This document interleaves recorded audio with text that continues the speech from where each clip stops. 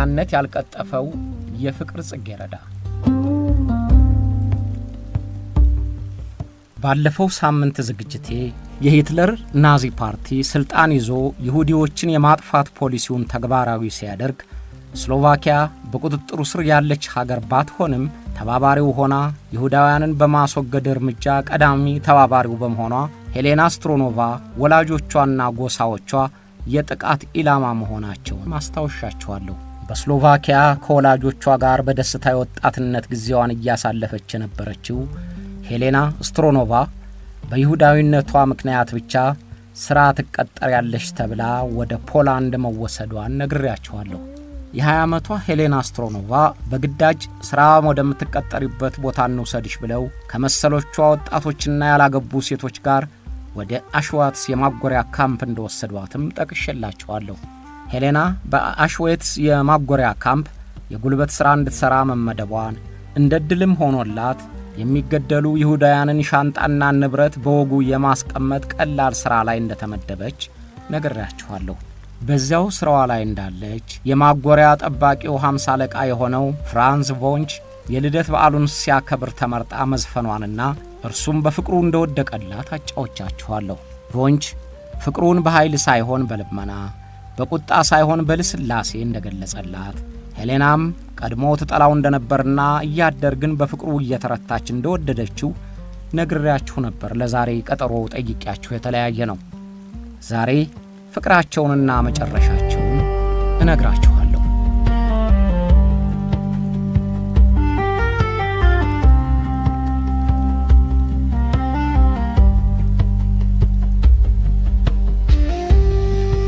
ፍራንስ ቮንችና ሄሌና ስትሮቫና ተዋደዱ።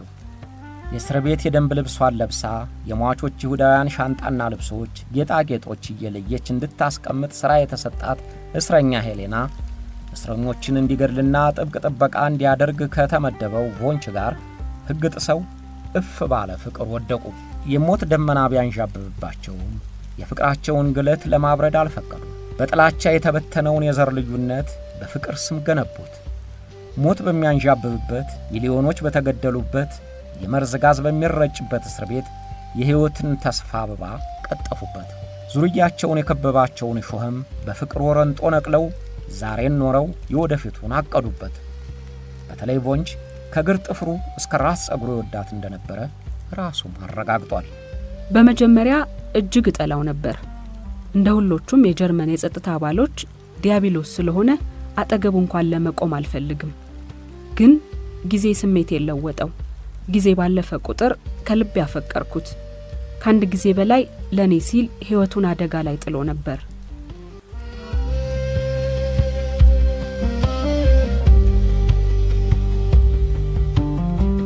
የሁለቱ ፍቅር ከሄሌና ጋር በታሰሩት ይሁዳዎች ዘንድም የታወቀ ሆነ።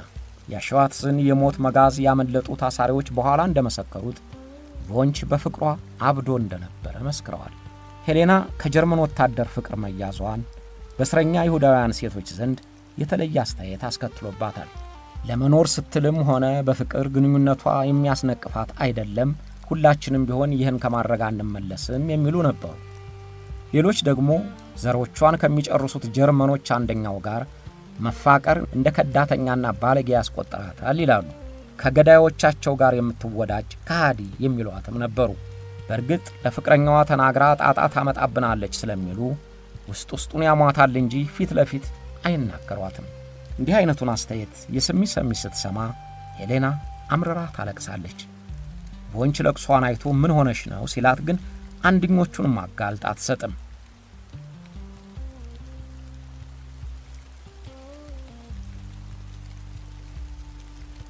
ሄሌናም ቢሆን ቮንችን በማፍቀሯ ብቻ የአሽዋትስ ቆይቷ ተመችቷትና ህሊናዋ አርፎ የምትኖር አልነበረችም። በእርግጥ ቮንች ባነሳት ፎቶ ላይ ከእስር ቤት የደንብ ልብሷ በስተቀር እስረኛ አትመስልም።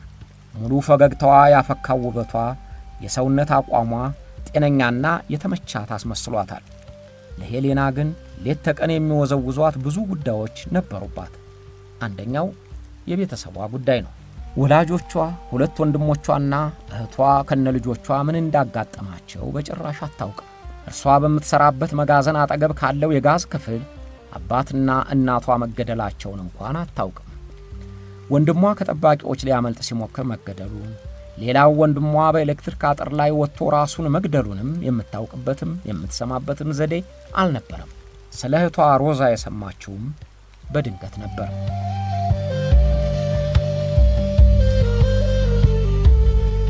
እህቷ ሮዛ በስሎቫኪያ አግብታ ሴት ልጅ ወልዳ ስትኖር የተሻለ ኑሮ ለማግኘት ከይሁዲ ባሏ ጋር ያን ጊዜ በእንግሊዞች ስር በምትተዳደረው ፓላስታይን ኑሮአቸውን አዛወሩ። ግን ከ5 ዓመታት ቆይታ በኋላ ባሏ በቂ ሥራ ባለማግኘቱ ወደ ስሎቫኪያ ለመመለስ አሰቡ።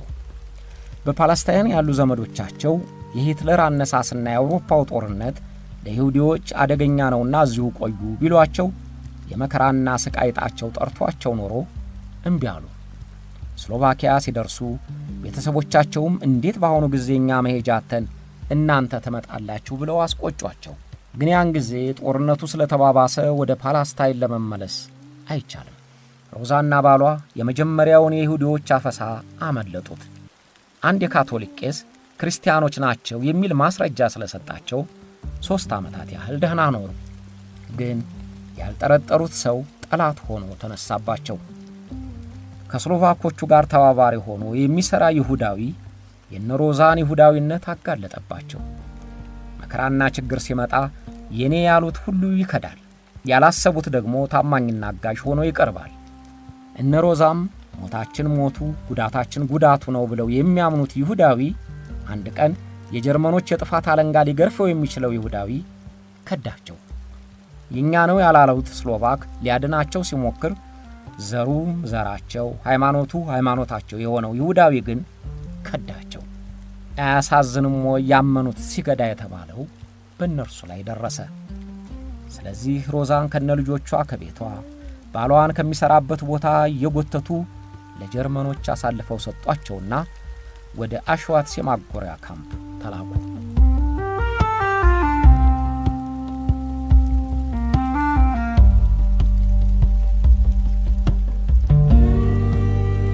የሮዛን በአሽዋዝ የማጎሪያ ካምፕ መድረስና ከነልጆቹ ወደ መርዛማው ጋዝ ክፍል መወሰዷን ቀድሞ የምታውቃቸው እስረኛ ለሄሌና ነገረቻት። ወደ ጋዝ ክፍሉ መወሰድ ማለት ምን እንደሆነ ስለምታውቅ ሄሌና ሰማይ ምድሩ ዞረባት። እህቷ በሕይወት መኖሯን በሰማችበት ወቅት ከነልጆቿ በጋዝ መርዝ ታፍና ልትገደል መሆኑን ሲታሰባት ራሷን መቆጣጠር አቃታት። ስለዚህ ወደ ጋዝ ክፍሉ በረረች። ወደ ጋዝ ክፍሉ መሄድ እንኳን እንደማይፈቀድላት ለማሰብ አልቻለችም። ስለዚህ ሮጠችና ጠባቂው እህቷን እንዲያድንላት ለመነችው። በዚያው ሰዓት ከቮንች ጋር ያላትን ፍቅር የምታውቅ ይሁዳዊት እስረኛ ፈጥና ለቮንች ነገረችው። ቮንች ፈጥኖ ወደ ስፍራው ገሰገሰ። ሄሌና ወታደሩ ዘወር በይ ሲላት እንግዲያው ወደ ክፍሉ አስገባኝ ብላ እየተርገበገበች ለመነችው። የቀረችኝ አንድ ቤተሰብ እሷ ብቻ ነች፣ እባክህ ገብቼ አብሬያቸው ልሙት እያለች ለመነችው። ወታደሩ ግን ጤና የላትም እንዴ በሚል ስሜት ከለከላት። በዚያው ደቂቃ ቮንች ደረሰ። ቮንች ተቆጥቶ ማን እዚህ እንድትመጭ ፈቀደልሽ ብሎ ገፍትሮ መሬት ላይ ጣላት። አጠገቤ እንደደረሰ ጮኸብኝና ገፍትሮ ከመሬት ላይ ጣለኝ። ይመታኝ ጀመር። እየመታኝ ቀስ ብሎ በጆሮዬ ፍጠኝ፣ የእህትሽ ስም ማን ይባላል ሲል ጠየቀኝ። ነገረችው። ለካ የመታት እህቷን ለማዳን የሚያደርገው ጥረት እንዳይታወቅበት ኖሯል። ሄሌና የእህቷን ስም ከነገረችው በኋላ ልጆቿም እንዳሉ ነገረችው። ያን ጊዜ ደነገጠ። ምክንያቱም ሕፃናት በዚያ ቦታ እንዲቆዩ ስለማይፈቀድ ነበር።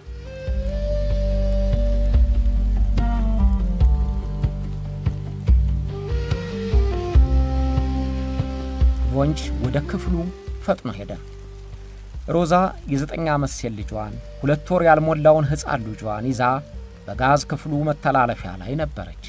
ሁሉም ልብሳቸውን አውልቀው ራቁታቸውን ናቸው። ናዚዎች ከባቡር ወርደው ወደ መገደያው ክፍል ለሚወሰዱት ይሁዲዎች የሚነግሯቸው በቅድሚያ ሰውነታቸውን መታጠብ ስላለባቸው ልብሳቸውን አውልቀው ወደ መታጠቢያ ክፍሉ እንዲገቡ ነበር።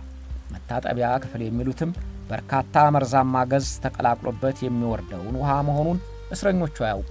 በዚያ ሁሉም ራቁቱን ሆኖ በሚጠብቅበት ክፍል የሮዛን ስም የሚጠራ ድምፅ ተሰማ። እኔ ነኝ ስትል ነርስ ልታይሽ ስለሚያስፈልግ ቶሎ ውጭ አላት። ሮዛ ያን ጊዜ ሕፃን ልጇን ታቅፋ ሴት ልጇን አጠገቧ አድርጋ የሚሆነውን እየተጠባበቀች ነበርና ልጆችን ጥየማ የትም አልሄድም አለችው። ችግር የለውም ቶሎ ትመለሻለሽ፣ እስከዚያው እዚህ ያሉት ይጠብቋቸው ብሎ ግድ አላት። ሮዛ ቶሎ የምትመለስ መስሏት ሕፃን ልጇን አብራት ለነበረችው አስታቅፋ ትልቋንም መጣሁ ብላ ያወለቀችውን ልብስ ለብሳ ከክፍሏ ወጣች። ቮንች የፍቅረኛውን እህት ሮዛን አዳናት። በዚያ ቦታ ሕፃናትን ማቆየት ስለማይቻል ምንም ሊረዳቸው አልቻለም። ልጆቿ በዚያው ቀሩ። ሮዛ ልጆቿን ስትጠይቅ ወደ ሕፃናት ማሳደጊያ እንደተላኩ እየነገሩ ጥቂት ቀናት አቆዩት። ነገር ግን የተደበቀ ሳይነገር አይቀርምና ሮዛ የልጆቿን ዕጣ አወቀች። ያን ጊዜ እህቷን ክፉኛ አዘነችባት። ከልጆቼ ጋር ብሞት ይሻለኝ የነበረውን ለምን ክፉ ነገር አደረግሽብኝ ብላ ተማረረችባት። ይህ የሆነው የሂትለር መንግሥት ሊፈርስ 5 ወራት ሲቀሩት ነው።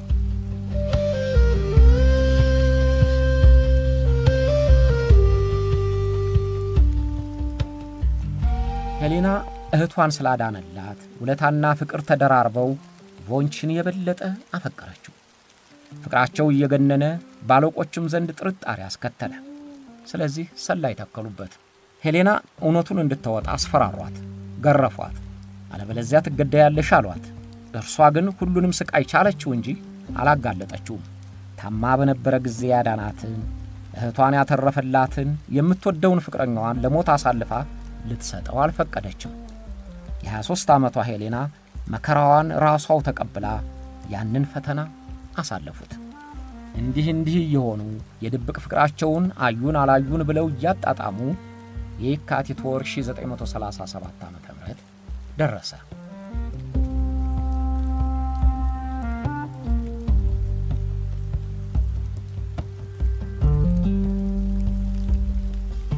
የጀርመን ሰራዊት በየግንባሩ ተሸንፎ ተባራሪ ሆነ። የሂትለር ድንፋታ ሟሸሸ። የሶቪየት ኅብረት ቀዩ ጦር ፖላንድን ተቆጣጥሮ በአሸዋዝ የማኮሪያ ካምፕ በሕይወት የተገኙትን እስረኞች ነፃ ወጣ። አስደንጋጭና ሰው ያደርገዋል ተብሎ የማይገመት ጭካኔ መፈጸሙንም አሳዩ። ከ1 ሚሊዮን በላይ ይሁዲዎች ከተገደሉበት አሸዋዝ ጥቂት ሰዎች ከቆሙት በታች ከሞቱት በላይ ሆነው ተገኙ። ሰውነታቸው በረሃብና በሕማም ሟሹ። የጀርመኖች ጭካኔ የት ድረስ እንደነበር ለማሳየት ምስክር ሆነው ወጡ። ከነዚያ በሕይወት ከተረፉት ጥቂት ይሁዲዎች ውስጥ ሄሌናና ሮዛም ነበሩበት። ሄሌና ነፃ ሆነች። የሂትለር መንግሥት መፍረሱ ለቮንችም ሆነ ለሄሌና አስደሳችም አሳዛኝም ሆነባቸው። አስደሳችነቱ ሄሌና ስትሮናቫ ከዚያ ገሃነም ቦታ ነፃ መውጣቷ ነበር። አሳዛኙ ነገር የቮንች ዕጣ ምን ሊሆን እንደሚችል በማሰባቸው ነው። ሄሌና የ3 ዓመታት ፍቅረኛዋ ዕጣ አሳስቧት እንደነበረ አምናለች። ቮንች ለእህትማማቾቹ ለሙቀት የሚሆን ልብስ ገዝቶ የሚያስፈልጋቸውንም ሰጥቶ ወደ ስሎቫኪያ ሸኛቸው።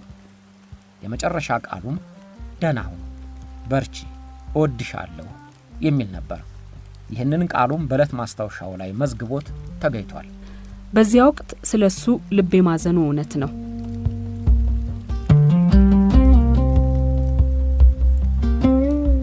ሄሌናና እህቷ ሮዛ ወደ ትውልድና ሀገራችን ወደሚሏት መንደራቸው ሄዱ።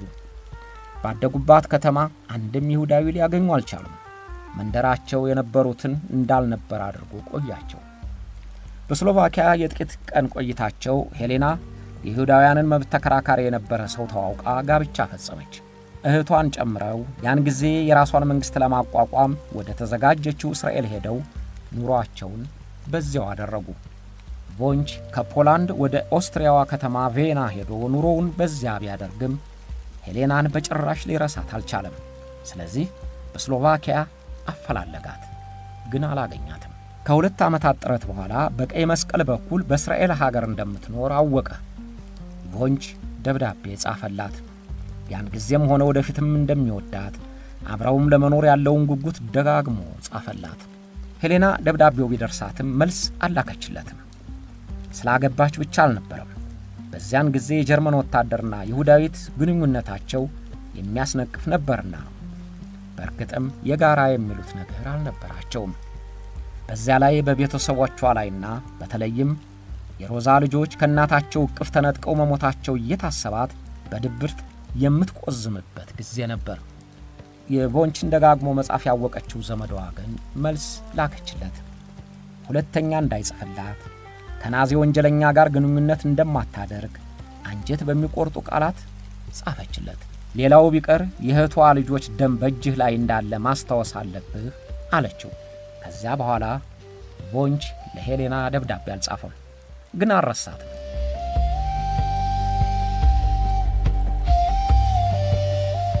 ቮንች እዚያው ቪየና ሚስት አግብቶ ልጆች ወልዶ ሲኖር ለሄሌና ያለውን ፍቅር ደብቆት አያውቅም።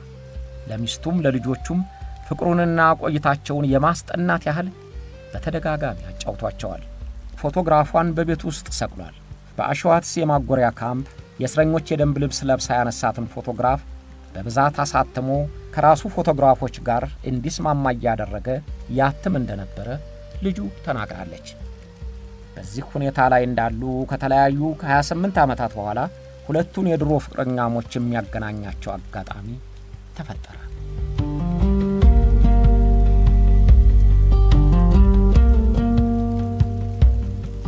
ፍራንስ ቮንች በ50 አለቃነት ማዕረግ የአሸዋትስ የማጎሪያ ካምፕ ጠባቂ በነበረበት ጊዜ እስረኞቹን ከሰብአዊነት ውጪ በደል ፈጽሞባቸዋል፣ ገርፏል፣ ገድሏል የሚል ክስ ተመስርቶበት እጁ ተያዘ። ክሱን የሚያደራጁት የይሁዲዎች ሰብአዊ ተከራካሪ ቡድኖች ሲሆኑ መስካሪዎቹም በማጎሪያ ካምፑ ታስረው የነበሩና የጭካኔ ሥራውን አይተናል የሚሉ የፖላንድ ይሁዲዎች ነበሩ። ሄሌና ስትሮናቫ ከባሏና ከሁለት ልጆቿ ጋር በምትኖርበት እስራኤል በሚገኘው ቤቷ ከማታውቃት ሴት የተጻፈ ደብዳቤ ደረሳት። ደብዳቤውን የጻፈችላት የቮንች ሚስት መሆኗን ያወቀችው ካነበበችው በኋላ ነው። የቮንች ሚስት ባሏ መታሰሩን፣ አንቺ ፍቅረኛው እንደነበርሽና አብራችሁ መቆየታችሁን ደጋግሞ ስለነገረን ስላደረገልሽ በጎ ተግባር እንድትመሰክሪ እንለምንሻለን የሚል ነበር። ሄሌና በሁለት ሰንጣቃ እንጨት ውስጥ ተጣበቀች። አንደኛው በተለይም ደብዳቤ እንዲላክላት ይፋ ከሆነ በኋላ የአካባቢዋ ማህበረሰብ እንዳታደርገው የሚያስጠነቅቁ መሆናቸው ነው። እንዴት ዘሮችሽን ለጨረሰ ናዚ ትመሰክሪያለሽ የሚሏት በዝተዋል። አንዳንዶቹም ደምሽን የውሻ ደም እናደርገዋለን እያሉ ያስፈራሯታል። ሁለተኛውና ስሜቷ የሚነግራት እውነታና የሞራል ጥያቄ ነው። ቮንች ለሕይወቱ ሳይሳሳ የመከራዋ ጊዜ እንዲቀልላት የተቻለውን አድርጎላታል። እርሷም ታፈቅረው ነበር። እህቷን አድኖላታል። ትላንትን በዛሬ መፋቅ እንዴት ይቻላል በሚል ጥያቄ ተወጠረች፣ ተወዛገበች። በመጨረሻ ግን ወሰነች። እውነቱን መጋፈጥ አለብኝ፣ ያየሁትንም እመሰክራለሁ አለች። ሁሉንም እውነት፣ ጥሩውንም መጥፎውንም ለመናገር ወሰንኩ። አሁን አንዳችም የፍቅር ስሜት የለኝም። ቤተሰብ መስርቻለሁ። ባሌን አፈቅረዋለሁ። ያም ሆኖ ያለፈውም ቢሆን ከኔው ጋር ይኖራል።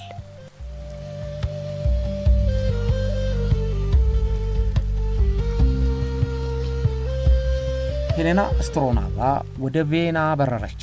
እዛ ያሉት የይሁዲ ማህበረሰብ አባላት ዓይንሽ ላፈር ቢሏትም አልተበገረችም። ለፍርድ ቤት ቃሏን ሰጠች። ተከሳሹን ቮንችን እንደምታውቀው ፍቅረኛዋና ለእርሱ ጥሩ ሰው እንደነበረ፣ እህቷን እንዳዳነላት፣ በእርሷ ምክንያት ሌሎች እስረኞችንም እንደረዳ መሰከረች። ግን ለሌሎች ጨካኝ እንደነበረ፣ እስረኞችንም ይደበድብ እንደነበረም ተናገረች። ስለ እህቷ ልጆች ስትጠየቅ ግን ሳግ አንቋት ዝም አለች። ቮንች ሰው እንዳልገደለ ግን ይደበድብና ያዋክብ እንደነበረ፣ በተለይ ሄሌናን ካገኘ በኋላ የቀድሞ የጭካኔ ባህሪው እንደተለወጠ፣ ለስላሳም ሰው ሆኖ እንደነበረ ቃሉን ሰጥቷል። ሄሌና በችሎቱ በተገኘችበት ጊዜ ለሴኮንድ ያህል ቮንችን ቀና ብላ አላየችውም። ለምን እንደዚያ እንዳደረገች በቃለ መጠየቋ ላይ አልጠቀሰችም። ቮንች ግን እስከ መጨረሻው ዓይኑን ሳይነቅል ሲያያት እንደነበረ፣ ፊቱም ላይ የደስታ ጸዳል ይታይ እንደነበረ ተጽፏል። ዳኛው ፍርድ ሰጡ። ቮንች በተከሰሰበት ወንጀል ጥፋተኛ ቢሆንም በቪየና ሕግ የጥፋተኝነቱ የጊዜ ገደብ ስላለፈ በነጻ ይሰናበት ብለው ፈረዱ። የ50 ዓመቱ ቮንች በተከሰሰበት ወንጀል ነጻ ሆነ።